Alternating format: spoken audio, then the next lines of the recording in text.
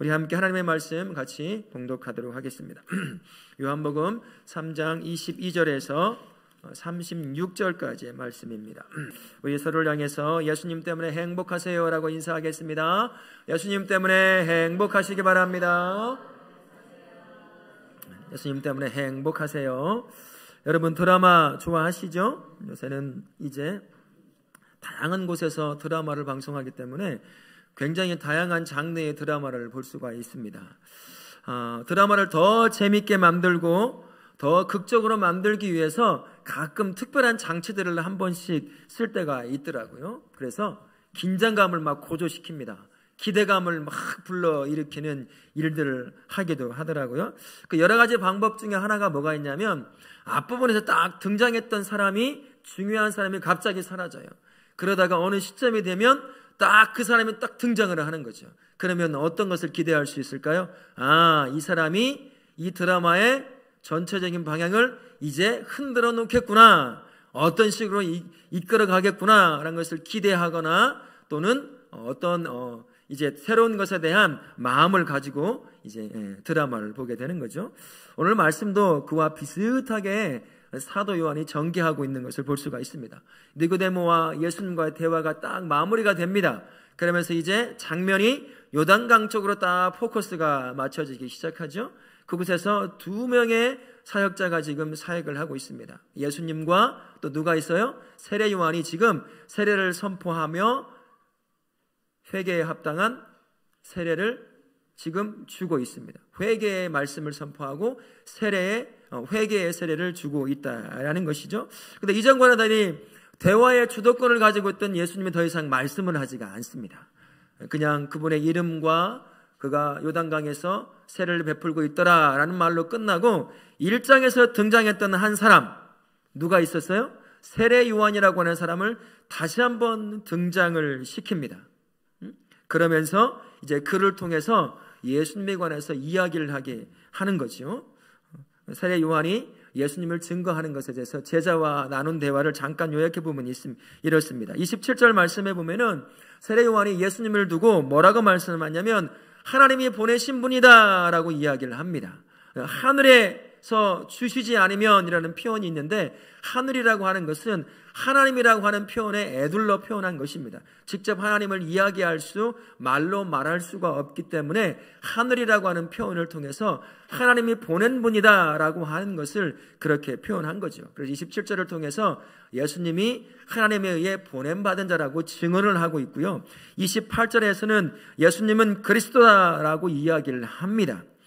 자신은 그리스도가 아니고 그리스도에 앞서 온 자로서 그가 올 길을 준비하는 자다라고 말을 합니다. 그러면서 그가 누구냐 직접적으로 얘기하지 않지만 예수 그리스도이심을 언급하고 있는 거죠. 그래서 예수님이 그리스도이시다라고 증언을 하게 됩니다. 그리고 29절을 통해서는 예수님은 신랑이고 자신은 신랑의 친구로 그가 신랑됨을 맞이할 수 있는 것에 대해서 너무나 기쁨이 충만하다라고 이야기를 하게 되죠. 증언을 하게 됩니다. 사실 이거는 세례 요한이 구약적 표현을 그대로 가지고 온 겁니다.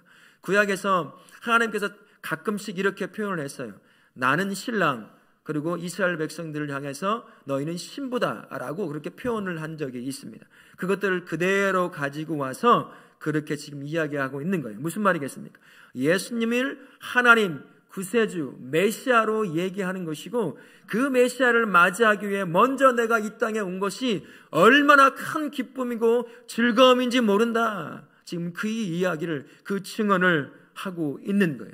세례 요한이 제자와 함께 대화하면서 말이죠. 이 대화가 끝나자 31절부터 36절을 통해서 누가 했는지 모를 대화를 이야기를 합니다. 많은 학자들이 때로는 세례 요한이 덧붙여서 한 이야기다라기도 하기도 하고, 또 어떤 학자들은 사도 요한이 한 이야기다라고 이야기도 합니다. 저는 사도 요한이 세례 요한이 그 예수님에 대한 증언을 덧붙여서 이야기한 것처럼 다가왔어요. 그래서 세례 요한이 했던 예수님에 대한 증언, 그분이 그리스도요 메시아요 구세주라고 하는 그 메시지에, 그 증언에 조금 더 보태서 그분이 진짜 메시아다라고 하는 그 결론을 내어주는 것, 그 말씀을 하고 있는 것처럼 다가오더라는 것이죠. 그래서 세례 요한과 이 제자의 대화가 가만히 여러분 한번 읽어보시면 조금 친숙하다는 것을 알 수가 있습니다. 그 이유는요, 바로 이전에 있었던 예수님과 니고데모의 대화와 그리고 지금 세례 요한과 제자가 하고 있는 대화의 주제가 똑같아요. 예수님은 누구신가? 라고 하는 그런 주제 아래에서 지금 이야기하고 있기 때문에 딱 읽어보면 비슷하다, 친숙하다 이렇게 이야기할 수가 있을 것입니다. 앞에서 니고데모의 대화 가운데 예수님이 뭐라고 말씀하셨어요? 예수님을 믿고 그분을 영접하여 거듭나면 예수님이 가지고 온 천국을 보게 될 것이고 그 안에서 구원의 기쁨을 누리게 될 것이다. 그러나 예수님을 믿지 않으면 벌써 심판과 멸망을 받은 것이다 라고 이야기를 합니다. 그러면서 세례 요한이 딱 등장하면서 바로 그분 예수님이 메시아고 구세주고 이시다라고 그렇게 이야기를 하고 있는 거예요. 똑같은 주제를 가지고 앞뒤에 배치를 해서 이야기하고 있는 겁니다. 어떤 차이를 발견한다면 예수님과 니고데모의 대화에선 그 메시아를 누가 증언하고 있어요? 예수님 자신이 자신에 대해서 증언하는 겁니다. 하지만 세례 요한의 대화에서는 세례 요한이 예수님에 관해서 증언하는 정도의 차이만 있는 거죠. 저는 같은 주제를 가지고 앞뒤 연속으로 배치했다는 것은 사도 요한을 통해 하나님께서 전하고자 하는 의도가 숨겨져 있는 것이다 라고 할 수가 있습니다. 앞에서 말씀드린 것처럼 예수님께서 메시아를 증언하실 때 자신에 대해서 자신이 증언을 했어요. 그죠? 유대 사람들이 예수님이 자신을 증언한 것에 대해서 어떻게 반응을 하던가요? 안 믿었어요. 예수님이 행한 기적만 생각하고 그 표적만 말합니다. 무슨 말입니까? 유대 모든 사람들에게 예수님께서 자신에 대해서 증언한 말이 설득력이 별로 없었다는 거예요. 이 말을 오해하면 안 돼요. 예수님의 말씀이 능력이 없어서가 아니라 유대 사람들의 영적으로 어두워졌기에 예수님이 스스로를 증언하는데도 알아듣지 못하는 거예요. 바라보지 못하는 것입니다. 알아보지 못하는 거예요. 그 대표적인 사람이 바로 니고데모라고 하는 사람입니다. 여러분, 니고데모가 어떤 사람이에요? 이 당시 유대의 가장 저명하고 유명한 구약학자였어요. 히브리어를 번역해서 설교를 할 정도, 히브리어를 헬라어로 번역해서 유대 사람들을 가르칠 수 있는 그런 능력이 있는 사람, 때로는 특정의 구절들을 장들을 다 머릿속에 외우고 그것을 읊을 수 있는 사람, 누구나 다 존경받는 구약학자와 같은 그러한 사람이 니고데모였습니다. 하지만 예수님과 대화를 보세요. 도통 알아듣지 못해요. 뭐라고 설명을 해도 못 알아듣는 니고데모를 보게 됩니다. 그러니 예수님을 제대로 바라볼 수가 없는 거죠. 그러니 이게 바로 이 당시에 유대 사람들의 영적인 상태를 보여주는 거예요. 보여줘도 들려줘도 알게 해줘도 알지 못하고 있는 상태. 이 상태가 이 당시 유대 사람들이라고 할 수가 있는 거죠. 그래서 지금 한 명의 사람을 증언한 자를 다시 사도 요한이 집어넣는 거예요. 그러면 좀 더 확실하게 예수님께서 자신을 증언했던 그 말씀이 사실인지 거짓인지 진리인지 진리가 아닌지를 좀 더 확연하게 구별할 수 있을 것이다 라는 그러한 의도를 가지고 세례 요한을 그 안에 딱 집어넣는 겁니다. 그 안에 세례 요한과 제자의 대화를 집어넣는 거죠. 그렇게 해서 이렇게 말하는 거예요. 세례 요한의 대화가 곧 예수님께서 자신을 증언했던 그 증언을 보충하는 것으로 그렇게 했던 것이죠. 그의 입을 통해서, 세례 요한의 입을 통해서 예수님이 누구인지 1장에서 언급했던 것보다 좀 더 확신에 차서 그가 증거하는 것을 우리가 오늘 말씀을 통해서 볼 수가 있습니다. 마치 이것과 같은 거죠. 예수님을 등장시켜 그분의 입을 통해서 자신을 증언하게 했는데 유대 사람들 잘 못 알아듣는 거예요. 알아먹지를 못하는 겁니다. 받아들이려고 하지 않는 거예요.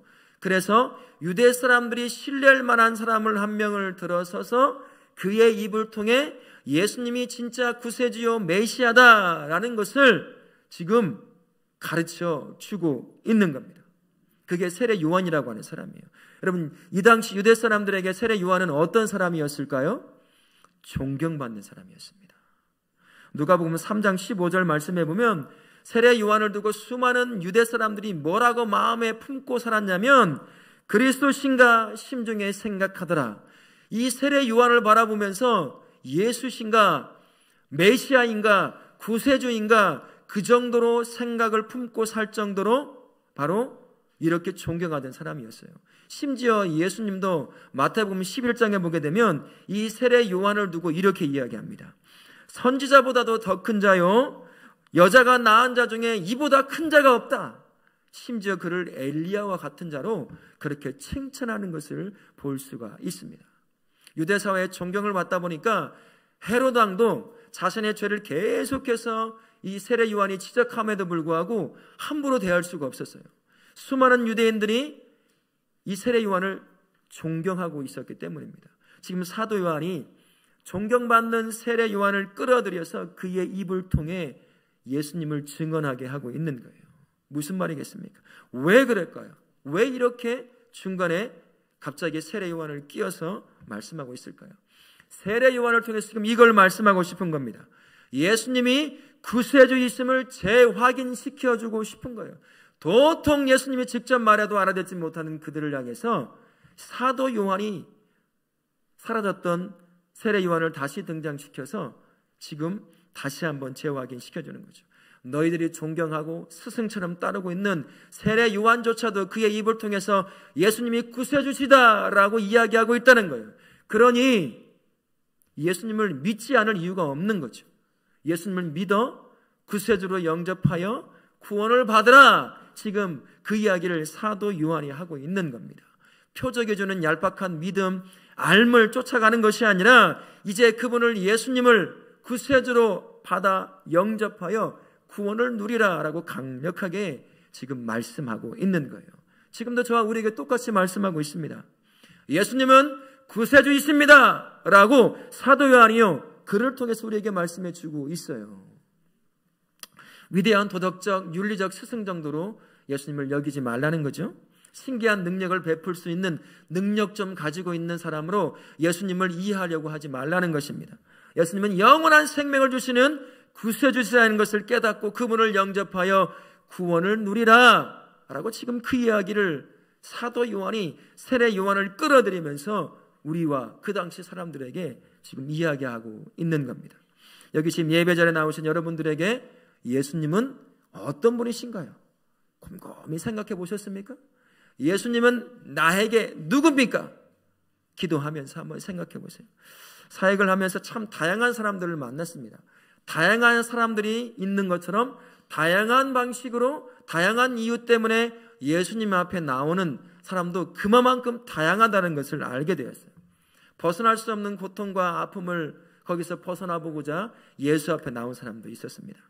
때로는 삶의 무게, 그 무게를 이기지 못해 극단적인 선택을 하려다가 마지막이다 라고 하는 심정으로 교회 한번 나와 예수 앞에 나온 사람도 만나봤어요. 자식의 문제, 돈의 문제, 건강의 문제, 마음 등 수많은 삶의 문제 앞에 자유롭고 싶어서 예수님 앞에 나온 사람도 만나봤습니다. 때로는 이런 사람도 만났어요. 종교를 가지면 마음이 편안하겠지라는 그런 마음을 가지고 절간에 매일같이 갈 수 없으니까 가까이에 있는 이 교회에 나와서 예수님 앞에 나온 사람도 만나봤습니다. 심지어 이런 사람도 만나봤어요. 인맥을 통해서 비즈니스를 하고 싶은 거예요. 어디에 매일같이 모여 있을까요? 매 주마다 교회 가면 작게는 수십 명에서 많게는 수천 명이 모여 있는 거예요. 그곳에 가서 인맥을 쌓아 비즈니스를 해보고 싶어 하는 사람.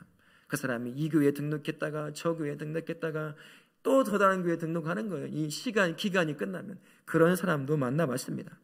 어떤 청년도 이런 청년을 만나봤어요. 그 교회 가면 좋은 자매 만나겠지, 좋은 형제 만나서 결혼 잘할 수 있겠다. 그래서 예수 앞에 나온 청년도 만나봤습니다. 또 이런 사람도 만나봤어요. 아내, 남편, 자녀, 부모, 친구들의 등살에 못 이겨서 그냥 마지못해 나온 사람도 만나봤습니다. 별 이유가 다 있어요. 예수 앞에 나온 사람들의 이유와 그 사람만큼 다양한 이유를 가진 것들을 만나봤습니다. 그 이유가 다양한 것 같지만 핵심적으로 모아보면 이런 이유더라고요. 예수님이 문제를 해결해 줄 거라고 알고 온 거예요. 작은 문제든 큰 문제든 예수 앞에 나오면 어떤 문제든 해결될 수 있겠지라고 하는 그런 마음을 가지고 예수 앞에 나오더라는 것입니다. 그런데요, 여러분이 생각하는 것만큼 여러분이 생각하는 것처럼 그런 사람들이 적지 않아요. 정말 많습니다. 진짜 많습니다. 그 중에 그렇게 나오다가 예수를 만나 그분을 구원자로 영접하여 구원을 누리는 사람이 있는가 하면 여전히 그 상태에 그대로 머물러 있는 사람이 있어요. 그것이 10년도 가더라고요. 20년도 가요. 30년도 갑니다. 그대로 머물러 있어요. 근데 놀라지 마세요. 그런 사람이요, 예수님을 구세주로 영접하여 구원받는 사람보다 더 많았습니다. 더 많았습니다. 최근에 이런 조사를 한번 봤습니다. 2022년에 한국기독교사회연구원이라고 하는 곳에서 설문조사를 했어요. 교회와 목회자에 대한 의견을 물었습니다. 1000명의 개신교인과 1000명의 다른 종교라든지 종교가 없는 사람들을 두고 조사를 했는데, 그 중에 1000명의 개신교인을 두고 교회가 어떤 곳입니까? 라고 물어본 거예요. 그랬더니 같이 한번 우리 두 번째 줄 한번 읽어볼까요? 교회를 시민사회를 구성하는 일부분이기에 일조해야 한다고 답했습니다. 이게 이거예요. 교회는 이 사회를 이루는 여러 기관들 중 경찰서, 은행, 학교 이런 기관들을 이루는 것 중에 하나의 기관일 뿐입니다. 누가 이렇게 대답을 했다고요? 예수 믿는다고 말하는 사람들이 1000명 중 77.5%, 1000명 중 거의 800명에 가까운 사람이 교회를 특수한 구원 공동체라고 말하는 것이 아니라, 다른 기관에서 물어본 것도 아니에요. 기독교 기관에서 성도라고 불림을 받는 사람들에게 교회가 뭡니까? 라고 물어보니까 이렇게 말한 거예요. 이 사회를 이루는데 그냥 필요한 기관 중에 하나예요. 특수한 구원 공동체가 아니다라는 것입니다. 영적인 공동체라고 말하며 이 사회를 변혁시키고 변화시킬 독특한 공동체라고 말하지 않더라는 것입니다. 그저 사회의 한 기관 정도. 이것을 다르게 해석해 보면 이렇습니다. 내가 예수 믿는다라고 말한다는 것이, 그것이 꼭 예수님을 구세주로 영접하여 구원을 누리는 자다라고 말할 수 없다는 겁니다. 말은 믿는다고 하지만 사실은 예수님을 구주로 영접한 사람이 아니라는 거예요. 그저 교회에 나오는 이유가 마음 편안해지고 싶어서, 그분이 마음 편안해 주게 해주겠지, 내 삶의 문제 하나하나 해결해 주겠지, 그런 마음으로 나온다는 거예요. 예수님이 있건 없건 중요하지 않아요. 무슨 말입니까? 마치 우상을 섬기듯 그렇게 예수님 앞에 나오는 사람이 정말 많더라는 것입니다. 여기 계시는 분들은 어떤가요? 예수님이 여러분에게 영원한 생명을 주시는 구세주로 여기시고 그분을 구세주로 영접하셨습니까? 아니면 여러분의 마음을 평안케 해주는 신, 내가 겪고 있는 삶의 이러저런 문제를 해결해 줄 수 있을 법한 능력 있는 신, 그 정도로 여기며 살고 있습니까? 오늘 사도 요한이요, 세례 요한의 입술과 그리고 그의 증언을 통해서 저와 우리에게 강력하게 말씀하는 것이 이것입니다. 예수님은 영원한 죽음의 병이라고 할 수 있을 그 죄에서 구원하시는 구원자이시니 그분을 구세주로 영접하여 구원을 누리라라고 그렇게 말하고 있는 겁니다. 영원한 죽음을 가져오는 죄가 해결되지 않으면, 그 인간의 근본적인 문제가 해결되지 않으면 내가 겪고 있는 삶의 문제 해결된들 무슨 의미가 있겠어요? 내 마음이 잠깐 평안해진들 무슨 의미가 있겠습니까? 그게 얼마나 갈까요? 조금 살다가 우리 죽어요. 어디로 갈까요? 영원한 지옥으로 갈 수밖에 없어요. 그 잠깐의 문제, 잠깐의 마음의 편안함을 얻는 것, 그게 예수 믿는 게 아니라는 것입니다. 예수님을 구세주로 영접해서요, 내 안에 인간이 근본적으로 갖고 있는 죄의 문제를 해결하라는 것이에요. 지금 사도 요한이 세례 요한을 끌어들여 바로 그 이야기를 하고 있는 겁니다. 바라기는 여기 계신 모든 분들이 예수님을 구세주로 영접하여 구원을 누리실 수 있기를 바랍니다. 그러면 내가 예수님을 구세주로 영접한 지를 어떻게 알 수 있을까요? 그의 삶을 보면 알 수 있습니다. 세례 요한이 그의 삶을 보여주거든요. 22절과 23절에 보게 되면 예수님의 사역과 세례 요한의 사역이 딱 겹치는 걸 볼 수가 있어요. 겹치다 못해 이제는 세례 요한의 주된 사역이 예수님을 향해 흘러가고 있는 것을 볼 수가 있습니다. 처음 이 사역, 회개를 선포하고 회개의 세례를 주는 베푸는 사역을 누가 시작을 했습니까? 세례 요한이 먼저 시작을 했거든요. 근데 어느 순간부터 이제 예수님의 주된 사역 중에 하나가 되어져 가고 있는 거예요. 그래서 26절을 보시면 세례 요한의 제자들이 불만이 가득 차 있는 느낌을 받을 수가 있습니다. 아니, 어떻게 이럴 수가 있습니까? 우리 스승 세례 요한이 했던 그 사역이 이제는 점점 줄어들고 예수님의 사역을 계속하고 있는 거예요. 그분에게 다 가고 있는 겁니다. 불만을 가질 만도 한 거죠. 스승이 사라져 가는 거예요. 스승이 세워진 위치가 없어져 가고 있는 겁니다. 이런 의미에서 보게 된다면 세례 요한이라고 하는 사람은 예수님 때문에 피해가 막심한 사람인 거예요. 자신의 위치가 지금 빼앗기기 시작한 거잖아요. 자신이 겪고 누려왔던 모든 것들, 경험했던 것들이 다 예수님을 향해 가고 있는 겁니다. 자신의 명성이든 자신의 인기든 모든 것이 다 예수님을 향해서 흘러가고 있어요. 자신을 향해 나아오던 수많은 사람들이 이제는 다 예수님 앞에 가버리고 있습니다. 심지어 자기를 스승으로 여기던 제자들조차도 지금 누굴 향해 가요? 예수님을 향해서 떠나버린 겁니다. 상황이 안 좋은 거죠. 상식적으로 생각해 볼 때요, 이런 상황이 되면 예수님에 대해서 긍정적으로 말할 수가 없어요. 저 사람 때문에 내 인생이 망치고 있다고 생각을 할 수가 있다는 거죠. 사람들의 본성이 이거잖아요. 죄된 본성이기 때문에 내가 누려오고 있던 것을 빼앗기는 걸 용납을 못합니다. 어떻게 해서든지 그거를 방어하고 찾아오려고 하고 또 뺏어오려고 하는 것이 죄된 본성을 가지고 있는 사람의 모습이라고 할 수가 있는 거예요. 그 중에서 인정함을 받고 존경을 받는 자리라고 한다면 그걸 빼앗기고 싶은 사람이 누가 있겠습니까? 전부 다 그것을 방어하는 거죠. 때로는 그것을 빼앗으려고 하는 사람에게 공격해서 그를 끌어내릴지언정 자기 것, 자기가 누리고 있는 귀한 것들 절대로 포기하지 않는다라는 것입니다. 그런데 지금 세례 요한의 위치가 그런 위치가 있는 거예요. 자기가 누려왔던 명성과 인기와 모든 것들이 다 예수님을 향해 방향에 틀어져 버렸습니다. 함께 수많은 사람들이 자신 앞에 나와서 회개의 메시지를 듣고 회개의 세례를 받던 사람들이 더 이상 오지 않는 상태가 된 거예요. 다 예수님 앞에 가버린 거죠. 가만히 두고만 볼 수가 없는 겁니다. 그런데 세례 요한은 잠잠하죠. 그의 제자들이 지금 불만이 가득 찬 거예요. 선생님, 지금 뭐 하고 있습니까? 다 빼앗기고 있지 않습니까? 우리는 어떻게 하라고요? 내가 모시고 있는 스승의 위치가 사라져가고 있는 거잖아요. 제자들이 마치 자기가 스승이 된 것처럼 불만을 토로하고 있는 그러한 뉘앙스를 우리가 볼 수가 있는 거죠. 하지만 세례 요한은 조금 더 요동하지 않습니다. 그의 고백이 이것이에요. 그분이 그리스도이시다. 예수가 그리스도이시다. 나는 그분 앞에 먼저 와서 그의 길을 준비하는 정도, 그 사람일 뿐이다. 조금 더 그의 정체성이 흔들리지 않는 것을 바라볼 수가 있습니다. 그러면서 30절 이런 고백을 하죠. 우리 30절 같이 한번 읽어볼까요? 성경을 보시면서 그는 흥하여야 하겠고 나는 쇠하여야 하리라 라고 말씀합니다. 이 말은 이것과 같은 거예요.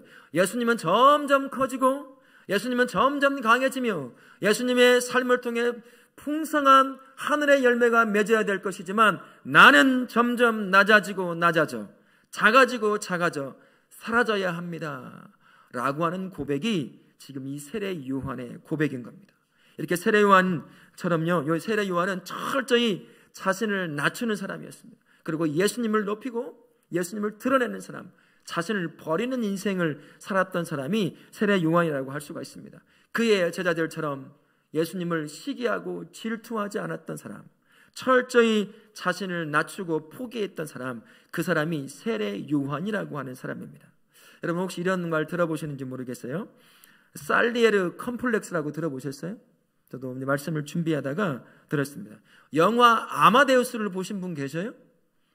영화 아마데우스가 모차르트와 그의 스승인 살리에르의 관계를 두고 극화한 것이 영화 아마데우스라고 하는 영화입니다. 이 살리에르가 음악장이에요.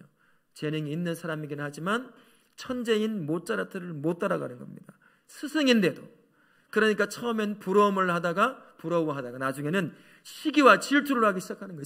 이 스승이 제자를 아무리 노력해도 주어진 천재 여러분 진짜 못 따라갑니다. 맨발 벗고 달려가도요 천재는 못 따라가요. 이해하는 것부터 말하는 것부터 생각하는 것부터 달라요. 우리랑 보통의 사람보다.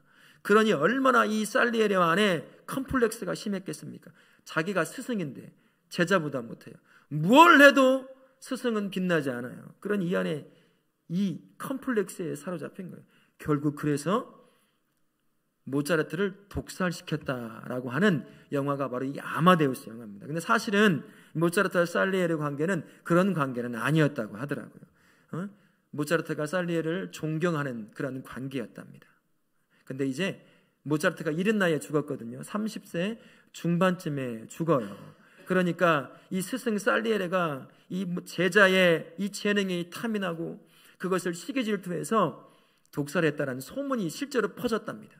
그것을 모티브로 해서 아마데우스라고 하는 영화를 만든 거예요. 지금 그 위치가 비슷한 위치가 놓여 있는 거예요. 세례 요한이요. 시기와 질투로 예수 앞에 나아갈 수 있는 상황인데도 이 세례 요한은 철저히 자신을 낮춥니다. 사라지게 만들어요. 예수님을 높입니다. 그분만 드러내게 하는 것이죠. 이것이 하나님의 뜻임을 세례 요한은 정확하게 알고 있었습니다. 하나님의 계획이라는 것을 알고 있었기에 그에 대해서 불평하지 않았습니다. 흔들림 없이 하나님의 계획을 받아들이고 순종하며 나아갔습니다. 바로 이 삶이요, 예수님을 구세주로 영접한 자가 보여주는 삶입니다. 자신을 낮춰요. 자신을 없앱니다. 그리고 누구를 높이고 누구를 드러낼까요? 예수를 높이고 예수를 드러내는 인생, 그 인생이 예수님을 구세주로 영접한 삶의 모습이라고 할 수가 있는 겁니다. 자신은 사라지고요, 예수님이 드러나 높여지는 것을 당연한 것으로 여깁니다. 자신의 삶을 통해 예수님의 영광을 드러내는 것이 삶의 사명으로 여기고 살아가는 사람, 그게 바로 예수님을 구세주로 영접한 자가 살아가는 삶의 모습이라고 할 수가 있는 것이요. 뿐만 아니라 세례 요한은요, 신랑이신 예수님을 통해 그분을 맞이하는 것만 가지고도 기쁨이 충만하다라고 29절을 통해서 그렇게 고백합니다. 아무것도 아닌 인생, 그 인생을 메시아이신 예수를 맞이하는 그 삶으로 부름받은 것만 가지고도 나는 기쁨이 충만하다, 너희가 증거하는 것 아니겠느냐. 제자를 향해서 그렇게 말했던 사람, 그게 세례 요한이라고 할 수가 있습니다. 자신은 사라지지만 영원한 생명이신 예수님이 자신의 인생을 가득 채워주기에 그것으로 나는 기쁨이 충만한 삶이다 라고 이야기하더라는 것입니다. 예수를 구주로 영접한 삶이 바로 이러한 삶입니다. 예수님 때문에 기쁨이 충만한 삶이에요. 내가 무엇을 가졌건 무엇을 이루었건 그것 때문에 기쁨이 충만한 것이 아니라 예수님을 영접했기에 그거 하나만 가지고도 그 인생이 언제나 기쁨으로 충만하게 세워지는 인생, 그 사람이 바로 예수님을 구세주로 영접한 자의 삶이라고 할 수가 있는 거죠. 예수님이 세워지면서 나는 사라집니다. 그것이 불평과 불만이 되는 것이 아니라 그 사라진 자리에 영원한 생명이신 예수님이 가득 채워지니 그 채우시는 예수님이 주시는 기쁨으로 인해서 그의 영혼이 삶이 언제나 그것만으로도 기쁨이 충만한 인생이 되는 거죠. 죄 가운데 태어나서 죄 가운데 살다가 영원한 죽음으로 갈 수밖에 없는 우리를 찾아와 구원해 내셨으니 그 얼마나 큰 기쁨이겠습니까? 세례 요한이 바로 그 고백을 하고 있는 겁니다. 예수님을 구세주를 영접했다는 건요, 예수님 때문에 기뻐하는 인생, 기쁨이 충만한 인생이라고 할 수 있는 겁니다. 여러분은 어떠십니까? 여러분의 삶에서 예수님은 높아지고 여러분의 삶은 낮아져 사라져가고 있습니까? 비록 자신은 사라지는 것 같지만 예수님으로 채워져서 그분으로 인하여 여러분의 삶이 행복한 삶, 기쁨이 충만한 삶으로 세워지고 있습니까? 예수님을 진짜 영접했다면, 구세주로 영접했다면 세례 요한이 보여줬던 그 삶의 모습이 저와 우리의 삶의 모습이 되는 것입니다. 우리 성도 여러분 기억하시길 바랍니다. 예수님을 구세주로 영접하면 나는 사라지게 되어 있어요. 누구만 높여지죠? 예수님만 높아지고 예수님만 보여지는 거예요. 그래서 무엇을 가졌건 그것 때문에 기쁜 것이 아니라 예수님이 내 안에 채워져 있다는 그 이유 하나만 가지고도 내 기쁨이 충만한 겁니다. 그러나 여러분의 인생은 어떻습니까? 무엇 때문에 충만하고 기뻐하십니까? 이제는 내가 살아가는 존재가 아니라 내 안에 계시는 예수로 내가 살아가는 것이에요. 내가 존재하는 이유는 내 안에 계시는 예수를 통해 존재하게 되는 것입니다. 그 이유는 예수님 안에서 내가 새로운 피조물이 되었기 때문인 것이에요. 사도 바울은 이것을 두고 고린도 후서 5장 17절을 통해서 우리에게 이렇게 말씀합니다. 우리 같이 한번 읽겠습니다. 그런즉 누구든지 그리스도 안에 있으면 보라 새 것이 되었도다. 예수 안에서 새로운 피조물이 되었기에 예수님 안에서 내가 이젠 큰 기쁨을 누리며 살게 되는 것이죠. 세례 요한의 고백인 그는 흥하여야 했고 나는 쇠하여야 하리라는 고백이 그냥 나왔겠습니까? 자신은 사라지고요, 예수님만 드러나고 예수님만 높아질 때 이 고백이 고백되어질 수가 있는 겁니다. 예수님이 이제 삶의 주인이요 왕으로 모셔져 있는 사람만이 이 세례 요한의 고백이 그의 삶에서, 그의 입에서 고백되어질 수밖에 없는 거죠. 이를 두고 사도 바울이 이렇게 고백합니다. 갈라디아서 2장 20절 너무나 잘 아시는 말씀이죠. 우리 같이 한번 읽겠습니다. 내가 그리스도와 함께 십자가에 못 박혔나니 그런즉 이제는 내가 사는 것이 아니요 오직 내 안에 그리스도께서 사시는 것이라. 이제 내가 육체 가운데 사는 것은 나를 사랑하사 나를 위하여 자기 자신을 버리신 하나님의 아들을 믿는 믿음 안에서 사는 것이라 라고 고백합니다. 예수 믿는다는 건, 예수님을 구세주로 영접했다는 건 다른 것이 아니더라고요. 갈라디아서 2장 20절 말씀의 고백처럼요, 내 안에 내 삶의 주인이 내가 아닌 거예요. 내 삶의 왕이 내가 아닌 겁니다. 예수님이 내 삶의 주인이 되는 것이고 예수님이 내 삶의 왕이 되는 거예요. 다른 말로 하면 인생의 주인 바꿈이 일어난 삶, 주인 바꿈이 일어난 삶이 예수님을 구세주로 영접한 자의 삶이라는 겁니다. 여전히 내가 내 인생의 주인이고 왕이다.